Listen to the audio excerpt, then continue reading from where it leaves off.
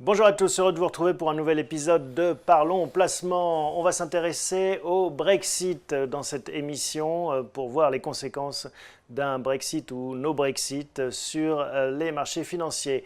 Deuxième partie de l'émission, on fera le match entre les ETF, les fameux trackers et les produits structurés.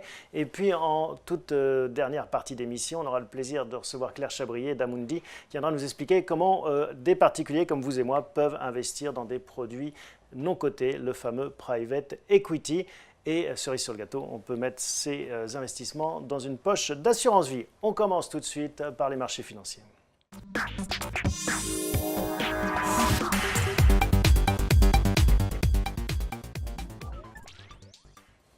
Bonjour Jonathan. Bonjour Thomas. Alors, le Brexit vous inquiète particulièrement en ce moment? Oui, la semaine dernière a été très agitée sur les marchés financiers. C'est vrai que l'échéance du deal est le 29 mars 2019, donc on a un peu de temps devant nous. Mais la semaine dernière, il s'est produit quelque chose qui a fait peur au marché. Il y a d'abord une annonce de Theresa May comme quoi il avait trouvé un accord de principe avec l'Union européenne. Ça, c'était plutôt une bonne nouvelle. D'ailleurs, les marchés financiers ont salué cette nouvelle, mais très vite, il y a eu des défections dans le gouvernement. Il y a eu des gens qui sont partis. 5 ministres ont démissionné. Et là, la bourse n'a que très peu apprécié en fait cette nouvelle. Le risque du no deal est revenu sur le devant de la scène et ça, c'est un risque important pour les marchés financiers. D'ailleurs, ça se voit sur le thermomètre qui le mesure le plus, la livre sterling. Vous nous avez apporté un graphique qu'on va voir. On voit en effet que la devise britannique réagit mal. Oui, effectivement, ce qu'on voit dans ce graphique, c'est qu'avant le Brexit, avant le référendum qui date de mémoire du 23 juin 2016, la livre sterling se portait très bien. On va voir le graphique là, s'afficher, oui. Vigoureuse face à l'euro. À partir du référendum, elle a nettement décroché. On perd à peu près 15% sur la devise. Alors en fait, deux grandes devises, l'euro et le... Oui, c'est contre-intuitif parce que la courbe monte, mais ça veut dire que la livre baisse. Exactement. Quand la courbe monte, la livre baisse. C'est pour 1 euro, vous avez 0,88, 0,89 livres. Donc plus vous avez de livres pour 1 euro, plus la livre baisse par rapport à l'euro. Voilà, c'est mathématique. Oui. Alors, donc, cette livre est attaquée avec cette histoire de deal. Vous nous dites on a jusqu'au 29 mars, en même temps ça fait 2 ans qu'on discute. C'est demain le 29 mars à l'échelle de ces enjeux? Oui, bien sûr, il faut préparer le terrain. Et la voie en fait pour valider ce texte-là est encore longue. Elle a été validée en fait déjà en interne par le gouvernement de Theresa May, par l'Union européenne, par le Conseil européen. Un deal ce week-end, absolument. Ce week-end avec les chefs d'État de l'Union européenne et qui ont tous validé à l'unanimité ce texte-là. Donc tout va bien? Non, parce qu'en fait, il reste le plus dur à faire, c'est le Parlement britannique qui doit valider en fait ce texte-là. Et là, c'est loin d'être fait. Quels sont les scénarios? Il y a un premier scénario qui est que Theresa May arrive à convaincre une partie peut-être de l'opposition. Elle n'aura pas toutes les voix des conservateurs, donc il va falloir qu'elle aille chercher une partie de l'opposition. Ça, c'est le meilleur scénario. C'est-à-dire qu'ils votent, finalement, le Parlement vote et s'aligne sur le texte. Effectivement. Le scénario inverse, c'est qu'elle ne trouve pas du tout de compromis. Elle n'arrive pas à rassembler autour de ce texte-là des gens qui ont des avis opposés.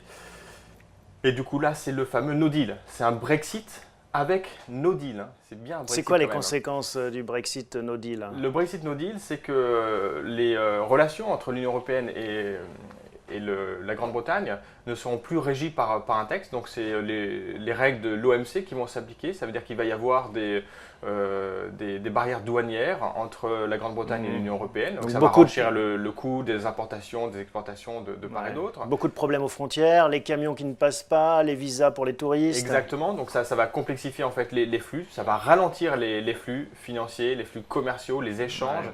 Et donc, la Grande-Bretagne redeviendrait une île. Oui, là, on va vraiment se rendre compte. L'économie va ralentir encore un petit peu plus. Je voudrais justement rappeler le contexte. Oui, parce que...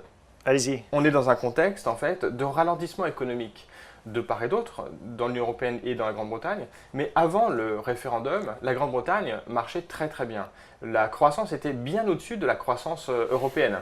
Depuis le référendum, alors elle ne s'est pas écroulée comme on avait pu l'annoncer, mais elle a nettement ralenti. Maintenant, elle est en dessous de celle de l'Union européenne. Et les indicateurs qu'on a ne sont pas très bons en fait. Les investissements continuent à ralentir, la consommation continue à ralentir. effectivement, l'économie anglaise pourrait aller plus mal encore qu'aujourd'hui. Mais ce que vous nous dites, c'est qu'en effet, dans le cas du worst case scénario, comme diraient nos amis britanniques, le scénario du pire, le scénario noir, pas de deal pour le Brexit, ça aurait des impacts très négatifs sur l'économie de la Grande-Bretagne, mais aussi sur celle du continent. Et c'est pour ça que ça vous inquiète d'un point de vue financier. Oui, effectivement. Alors, pour être tout à fait factuel, hein, les exportations de la Grande-Bretagne vers l'Union européenne, c'est 12,5% de son PIB. Donc c'est important quand même pour la Grande-Bretagne si cette partie-là a été freinée. De l'autre côté, on est beaucoup moins impacté. L'Union européenne exporte simplement 2,5% de son PIB vers la Grande-Bretagne.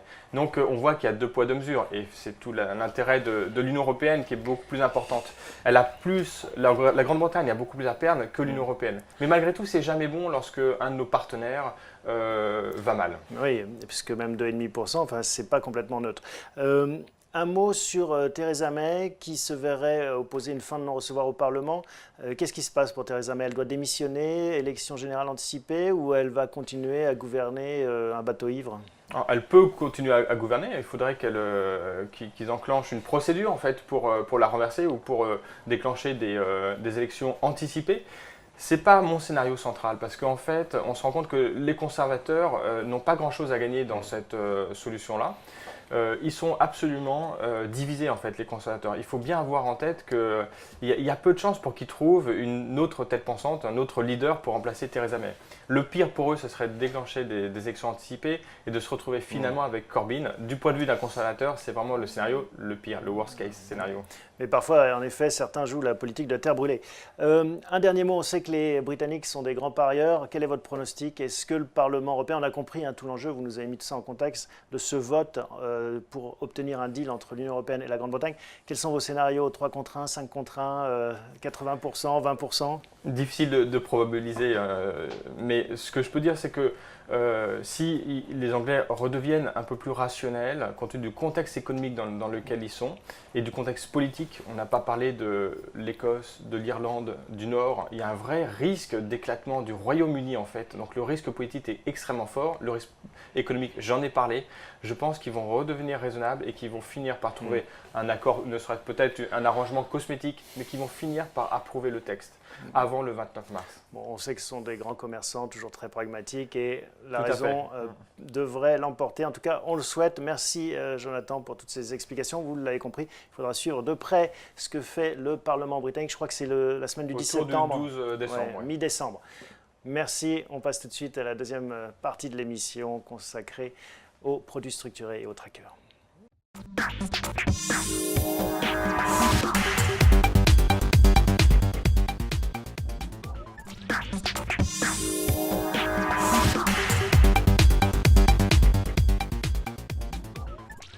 On retrouve notre dénicheur de bons plans en placement, Vincent Kutkovitz. Bonjour Vincent. Bonjour Thomas.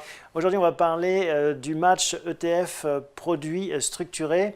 Les ETF, bon, ce sont des trackers, on a déjà parlé. Est-ce qu'on peut rappeler un peu la définition? La définition des trackers, des ETF, c'est en fait des produits financiers qui reproduisent généralement le comportement d'un indice financier. C'est ce qu'on appelle la gestion passive, c'est-à-dire qu'il n'y a pas un gérant qui sélectionne, on prend le CAC 40 et puis on peut suivre la performance du CAC. C'est un produit dans lequel il n'y a pas beaucoup de valeur ajoutée, qui est un produit low cost d'une certaine manière, mais c'est parfait pour les gens qui considèrent avoir une certaine expertise dans les marchés financiers, qui peuvent assumer seuls la gestion. Ou qui ne veulent pas trop s'en mêler et puis qui se disent de toute façon, en général, on va faire comme le marché, ça me va bien. Et c'est vrai que c'est pas mal à la mode depuis quelques années maintenant. Depuis quelques années, on le voit beaucoup. On le voit apparaître aussi sur toutes les plateformes de robo-advisors qui en fait construisent leur offre sur le comportement des ETF.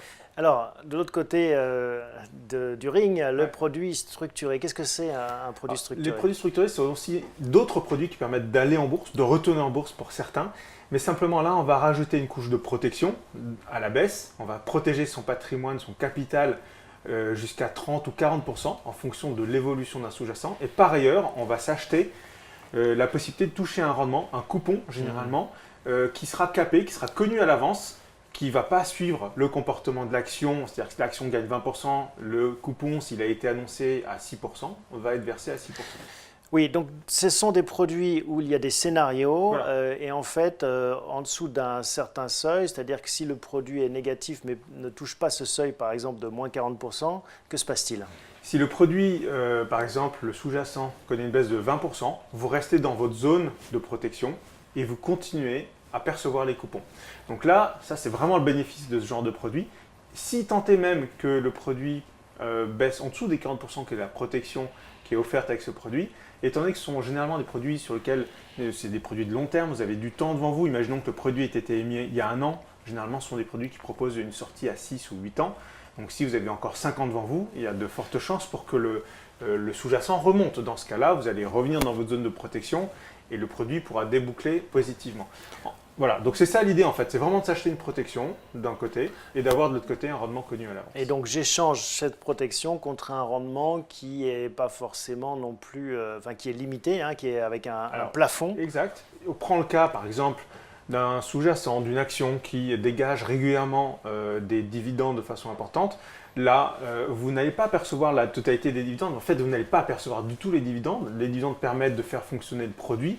Si vous achetez l'action en direct, vous auriez les hausses et les baisses de l'action en totalité et vous auriez par contre le versement des dividendes en entier. Là, ce n'est pas le cas. Vous achetez d'un côté une protection, et on peut comprendre qu'il n'y a pas l'ensemble des dividendes ou du montant de dividendes qui soit versé. Vous achetez la possibilité d'avoir un coupon qui sera versé et qui est moindre que le dividende généralement. Et à l'issue de la période d'investissement programmée, que se passe-t-il? Alors, en général, les produits s'arrêtent avant. Les scénarios qu'on propose permettent généralement des sorties à 2, 3, 4 ans.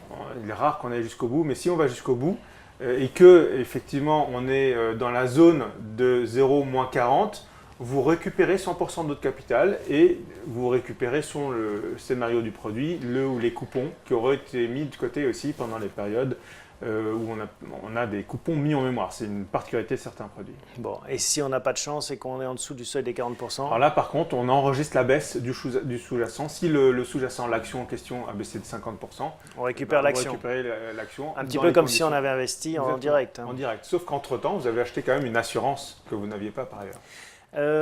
Est-ce que c'est la bonne période pour revenir sur les marchés boursiers? On l'a vu avec Jonathan, c'est pas mal chahuté. Est-ce que c'est la bonne période et est-ce que c'est le bon outil? Moi, je pense que la question est plutôt de savoir est-ce que c'est la bonne solution pour revenir aujourd'hui en bourse? Oui, parce que justement, dans un contexte comme aujourd'hui, s'acheter d'une certaine manière une assurance à la baisse, c'est plutôt bénéfique. Je pense que c'est la bonne solution. Donc, comme on ne sait pas trop quelle direction vont prendre les marchés, s'acheter une assurance à la baisse, c'est une bonne option. Par ailleurs, dans les moments où les marchés se comportent comme aujourd'hui, de façon erratique, généralement avec ce genre de produit, on a la capacité à aller chercher quand même du rendement, des coupons. Donc ça aussi, c'est la particularité de ce genre de produit, qui, dans les moments où les marchés sont en taux ondulé, on arrive quand même à générer du rendement. Et par rapport à une obligation qui finalement ressemble un peu à ce genre de produit, si on les porte jusqu'à terme? Oui, les obligations, un peu comme sur les produits de ce type-là, vous avez en plus un risque de défaut de paiement. Donc aujourd'hui, par exemple, si on parle des obligations, chez bienprévoir.fr, nous ne proposons pas de nouveaux produits structurés assis sur des obligations parce qu'on considère qu'aujourd'hui, le risque à prendre pour obtenir un rendement qui peut être déceptif pour nos épargnants et pour nous-mêmes n'est pas une opportunité à saisir. Donc sur la partie obligation aujourd'hui, la fenêtre pourra se rouvrir peut-être dans quelques mois. Il faudra qu'on en reparle peut-être dans les années qui viennent. Mais aujourd'hui, en tout cas, il n'y a pas d'opportunité particulière à saisir sur les obligations en produits structurés. On est plutôt favorable à aller sur les produits structurés de type action. Et on parle de quel type de rendement alors sur ces produits? Donc en fait, tous les rendements sont disponibles d'une certaine manière. Tout dépend du niveau de sécurité que vous achetez, de la volatilité des titres sur lesquels vous allez. Aujourd'hui, on a des produits qui, dans l'ensemble, proposent des barrières à moins 30, moins 40%, parfois plus, et qui proposent donc des rendements de l'ordre compris entre 5% jusqu'à 8%. Parfois, on peut même dépasser les 10%, mais là, vous achetez des protections moins fortes. Et là, c'est des produits un peu plus agressifs. Mais tout est faisable d'une certaine manière avec un produit structuré. Vous pouvez à peu près tout construire. Bon, voilà, ceux qui ont envie de remettre un pied sur les marchés financiers, y compris par les temps qui courent, ça peut être une idée. On rappelle que de toute façon, la règle, c'est de diversifier, pas mettre tous ses œufs dans le même panier. Ça peut être une classe d'actifs à côté d'autres. Ouais, profiter en fait de moments d'arrivée sur les marchés différents. Il ne faut pas tout mettre investir tout en même temps. C'est d'ailleurs la même recommandation, même si on décide d'aller en sortant de notre émission, si les gens nous écoutent et se disent les ETF me conviennent mieux, même lorsqu'on va sur les ETF, mieux vaut aller en faisant des investissements progressifs. C'est toujours la même règle et je dirais que la solution des produits structurés face aux ETF est quand même plus attractive grâce à cette protection en capital qui, même s'il faut suivre notre recommandation de diversifier, d'investir à différents moments, sur différents sous-jacents, différents secteurs, la protection en capital est vraiment, je pense aujourd'hui, une solution qui permet de convaincre les gens de revenir en bourse dans de bonnes conditions. Merci Vincent pour ces explications. On se retrouve tout de suite pour la troisième partie de l'émission.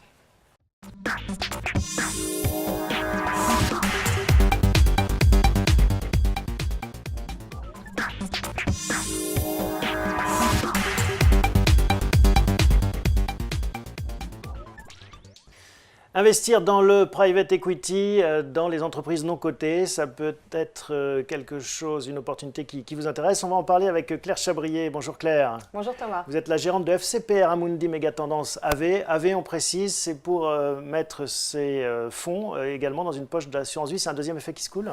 Exactement. L'idée, c'est vraiment d'ouvrir cette typologie d'investissement, donc le capital investissement, qui est une classe d'actifs qui historiquement était plutôt réservée aux investisseurs institutionnels, de donner la possibilité aux investisseurs particuliers d'investir aussi dans ces produits et dans ces actifs et dans le non coté. Oui, parce qu'on parle de quoi? On parle de grosses PME, d'ETI qui vont chercher entre 10 et 30 millions d'euros.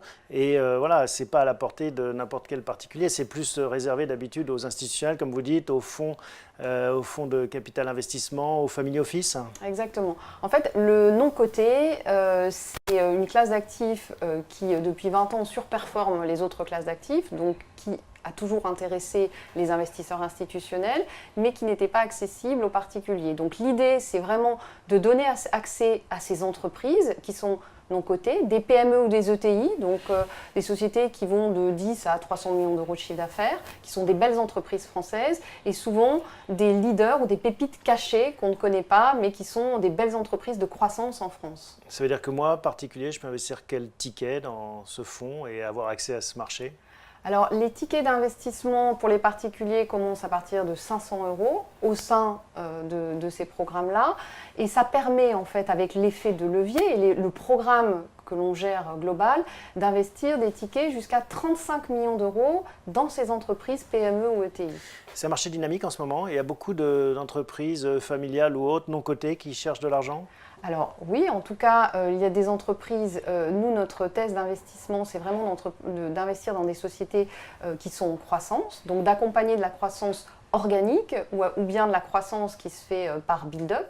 Donc ce sont ces Alors, sociétés... build-up, c'est quand les sociétés rachètent d'autres sociétés. Exactement, pardon, oui. Pardon pour cet anglicisme, donc des phases de consolidation de marché et qui donc se tournent à ce moment-là vers des investisseurs financiers pour les accompagner dans ces phases de croissance. Donc oui, on en a. Puisque c'est ce qu'on cherche et on identifie ces sociétés-là. Et notamment, nous, dans notre thèse d'investissement, comme vous l'avez dit, le nom de ce fonds, c'est Mégatendance. Ah oui, quelle mégatendance? Voilà. C'est quoi ces mégatendances? Donc, on a identifié aujourd'hui 5 mégatendances qui sont vraiment la thèse d'investissement de ce fonds. Donc, on va avoir comme mégatendance la démographie, la technologie, les évolutions sociétales, la globalisation et l'environnement. Mais ça couvre toutes les sphères d'investissement possibles ou est-ce qu'il reste des endroits qui ne sont pas couverts par ces mégatendances? Oui, il y a certaines, bien sûr, il y a certains secteurs qui ne sont pas dans ces mégatendances et puis il y a certaines sociétés qui peuvent être dans des secteurs mais qui ne vont pas bénéficier de ces mégatendances par leur positionnement, par leur évolution technologique, leur digitalisation qui va être un critère d'investissement pour nous. Donc on a vraiment ce filtre dans l'analyse des cibles qu'on va regarder. Et le mieux, j'imagine, c'est quand on arrive à croiser ces 5 mégatendances. C'est Oui, déjà arrivé ou pas? Je ne crois pas, mais on arrive parfois à avoir 3 mégatendances. Par exemple, on a investi récemment dans une société qui s'appelle l'Apart Fitness, qui est un des leaders en France du secteur du fitness, qui est un secteur en forte croissance en France, où on trouve 3 méga tendances aujourd'hui. Donc la démographie, c'est-à-dire une vraie volonté dans les villes d'avoir un accès plus important au sport. Les évolutions sociétales, parce que dans nos clubs de sport aujourd'hui, on trouve des jeunes qui sont très sensibles à leur physique et donc qui vont s'entraîner très régulièrement, mais aussi des seniors qui cherchent là plutôt un équilibre et un bienfait pour la santé.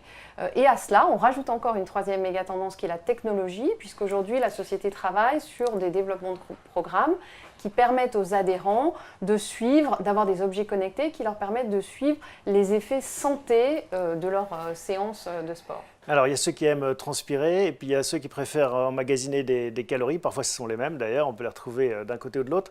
C'est une perche que je vous tends parce que vous avez investi dans une autre catégorie de société qui est complémentaire finalement aux salles de sport. Exactement. Alors, on a investi dans une société qui s'appelle Arcado, qui produit en France en fait la saucisse, les saucisses de Morteau et de Montbéliard. Donc après une surconsommation, on peut effectivement aller faire du sport chez la part fitness. Mais pour en revenir à ce sujet-là, là on est sur un sujet vraiment aussi d'évolution sociétale, puisque c'est un produit qualitatif, gourmet, où aujourd'hui le consommateur souhaite consommer mieux. Mais avec plus de qualité. Et typiquement, la saucisse de Morteau qui bénéficie de toutes les appellations d'origine contrôlée et qui a reçu de nombreuses médailles au concours général agricole, se positionne sur cette qualité en fait, de produits alimentaires. Bon, en tout cas, ça illustre bien le fait que votre horizon d'investissement est large, à 360, puisque vous couvrez beaucoup de secteurs. C'est un programme de 350 millions d'euros. Oui. Combien ont été investis jusqu'alors? On a investi environ 40% du programme. D'accord, donc voilà. Il y a encore de quoi faire. Oui, bien sûr, il y a encore de quoi faire. En fait, on a, et je pense que c'est une des caractéristiques aussi du positionnement d'Amundi dans le capital investissement, c'est qu'aujourd'hui, on se différencie à la fois par notre stratégie d'investissement, donc méga tendance, mais aussi minoritaire, c'est-à-dire qu'on a un actionnaire minoritaire actif, minoritaire oui, mais actif parce qu'on siège au conseil de surveillance ou d'administration des sociétés, donc on accompagne vraiment les participations. Donc ça, c'est un de nos éléments différenciants qui nous permet d'accompagner des entreprises familiales. Et ensuite, le positionnement d'Amundi, qui est un positionnement en fait international, puisqu'on est présent dans 30 pays dans le monde, nous permet d'accompagner nos PME et ETI en dehors de France, celles qui ont des stratégies de développement à l'international. Si je vous confie mes 5 000 euros ou 500 euros, au bout de combien de temps je les retrouve? Alors, on a des périodes d'investissement qui durent environ 4 ans. Et ensuite, les périodes de cession qui durent aussi 4 ans. Donc, ce sont des périodes... Entre 4 et 8 ans. Voilà, exactement. Et puis, notre recherche, donc, c'est vraiment de chercher des sociétés qui sont en croissance pour bénéficier de rendements, en fait, qui sont les rendements historiques qu'on a eus. Et ce qu'on recherche, c'est la croissance. Et donc, c'est des rendements pour nos investisseurs, des TRI de 10%. Donc, 10%. Voilà, je pense que c'est ce qu'il faut garder. 10% par an, on 10% précise. par an, exactement. C'est le taux de rendement interne. Voilà. Ça s'appelle FCPR Amundi Mégatendance AV. C'est piloté par Claire Chabrier. Merci de nous avoir rendu visite, nous avoir exposé votre stratégie. Bonne continuation. Vous viendrez nous donner des nouvelles de l'évolution de ce placement. On se retrouve le mois prochain pour un nouvel épisode de Parlons Placement. Merci de votre fidélité.